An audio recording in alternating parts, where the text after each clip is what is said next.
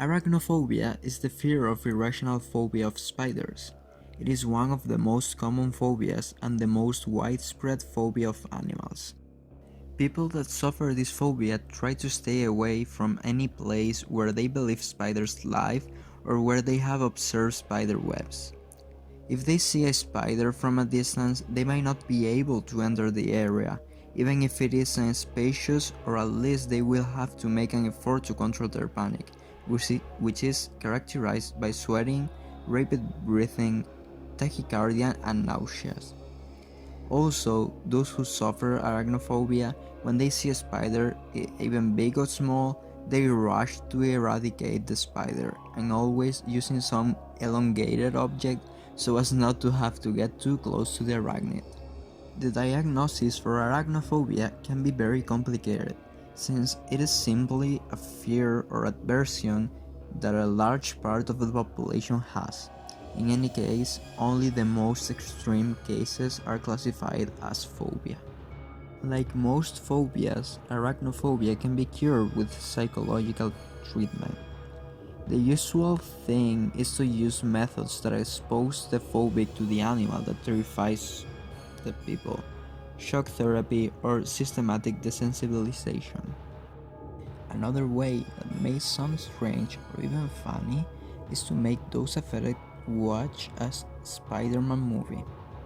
Professor Menachem Ben Ezra from the School of Social Work at the University of Ariel, along with Dr. Jacob Hoffman from the Interdisciplinary Department of Social Sciences at the University of Bar-Ilan, exposed 424 people to extracts from Spider-Man films and Ant-Man to see if the phobic symptoms of spiders and ants decreased. The next case study is about my aunt Raquel. She was born in 1977. She is 42 years old right now, and she lives in Galicia, Spain. She has always had a huge fear about arachnids. Since she was small, she tried to get away from the terrariums of the zoos, from any corner of her house that could have spiders or spider webs and that kind of things. But one of her worst moments happened one night in 2015. Raquel was going to take a break after work.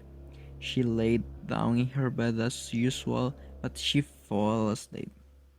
The next thing she remembers is waking up surrounded by small spiders that go up everywhere, accompanied by a huge one.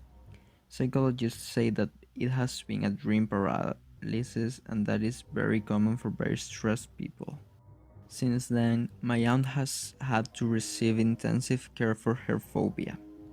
But today, she already controls her fear of arachnids much better. For Sigmund Freud, there are three basic neuroses: hysteria, which can be conversion, physical innervations in their body, or anxiety; obsessional neurosis; and phobic neuroses. Greatest application of Freud with phobias is in the case of little Hans. Being the first time that psychoanalysis was used with a child, Freud got the infant to forget his fear of being beaten by a horse in the street. Freud himself affirmed that studying a child was necessary to perfect his studies on psychoanalysis. Canadian psychologist Albert Bandura could treat phobia as a learned behavior. Seeing how people get scared, escapes, or even kill spiders can cause a start of phobia in some people. And that's all you need to know about arachnophobia. Hope you enjoyed.